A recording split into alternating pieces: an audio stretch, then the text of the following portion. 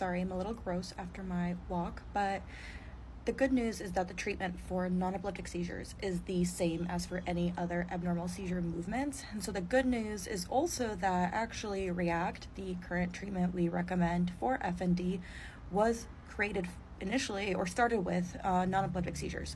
So the good news is that we have a really evidence-based treatment for it, because the new way thinks about FND more so as a conditioned response, not as a stress response, which means we want to use bottom-up approaches for treating it.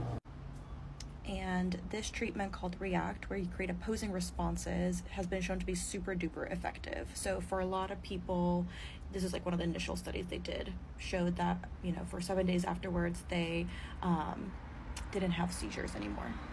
I'd recommend checking out other articles by Dr. Erin Fobian. She has been developing this intervention, and there is an online tool for providers. I have been trained in REACT, and I found it super helpful and structured in working with patients with FND.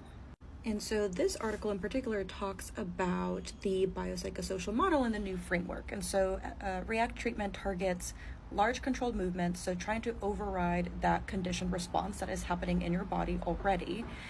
And we're targeting unhelpful thoughts, right? We know that perceived lack of control influences how well a person responds to treatment. So we address that.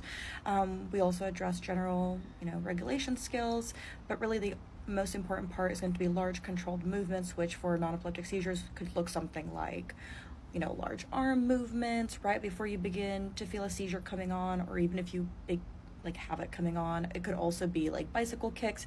Really the goal is that you're working with a psychologist who can tailor treatment to you, right? We can help problem solve these. We work with the schools to collaborate on a return plan. We work with work to collaborate on a work return plan. We work with families. It's a really great collaborative intervention.